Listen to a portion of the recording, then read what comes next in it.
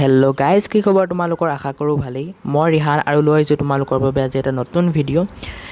এই ভিডিঅ'টো প্ৰিপজিশ্যনৰ পাৰ্ট 2।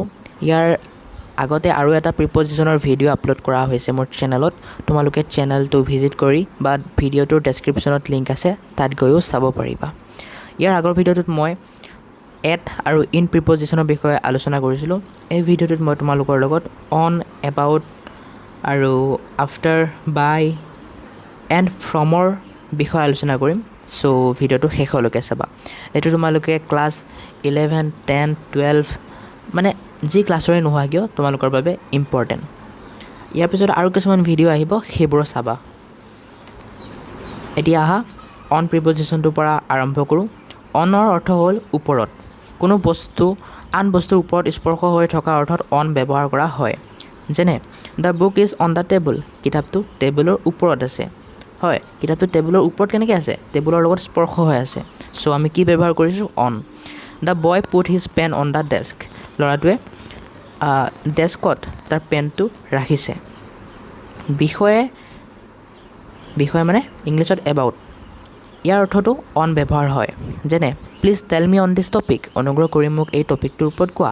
হি ৰট এন এছে অন দি কাউ। সি গৰুৰ বিষয়ে এটা এছে লিখিলে। এছে মানে ৰচনা। দিন, তাৰিখ আদিৰ আগত অন ব্যৱহাৰ কৰা হয়।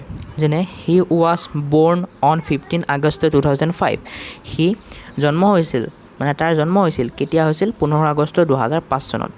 The boy left for Europe on Friday. ল'ৰাটোৱে ইউৰোপৰ বাবে ৰাওনা হ'ল কেতিয়া? শুক্ৰবাৰে। খোজকঢ়া অৰ্থটো ফুটৰ আগত অন ব্যৱহাৰ কৰা হয়।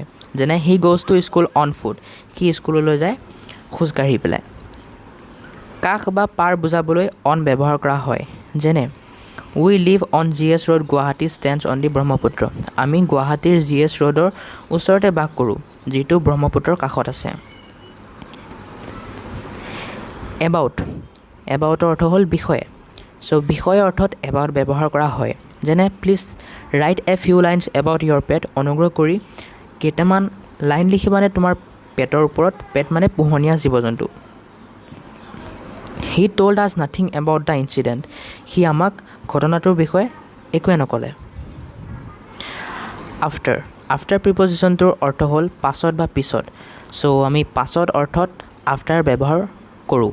যেনে the police ৰেন after the thief. পুলিচটোৱে চোৰৰ পিছত দৌৰিছিল। 10 কামছ আফটাৰ 9। 10 9ৰ পাছত আহে। বাই প্ৰিপজিশ্যনটোৰ অৰ্থ হ'ল দ্বাৰা। কোনো কাৰ্যৰ কৰ্তাৰ আগত পেছিভ ভইচত বাই ব্যৱহাৰ কৰা হয়। যেনে দ্য ডগ ৱাজ বিটেন বাই আৰুণ। কুকুৰটো পিটা হৈছিল আৰুণৰ দ্বাৰা। কাষত অৰ্থ বুজাবলৈ বাই ব্যৱহাৰ কৰা হয়। যেনে প্লিজ চিট বাই মি। অনুগ্ৰহ কৰি মোৰ কাষত বহাচোন। যিকোনো যান বাহনৰ দ্বাৰা ভ্ৰমণ কৰা বুজাবলৈ বাই ব্যৱহাৰ কৰা হয়। যেনে many students go' to school by bicycle. বহুতগাল ষ্টুডেণ্টে স্কুললৈ বাইচাইকেলৰ দ্বাৰা যায়। The rich men travel between Assam and Delhi by Indian airlines.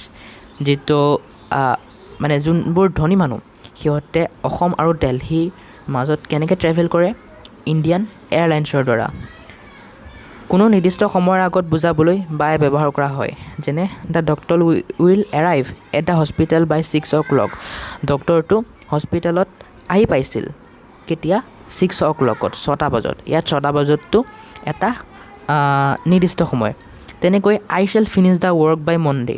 মই মনডেলৈ মানে সোমবাৰলৈ এই কামটো ফিনিছ কৰিম। ইয়াত মনডেটো এটা নিৰ্দিষ্ট সময় বুজাইছে।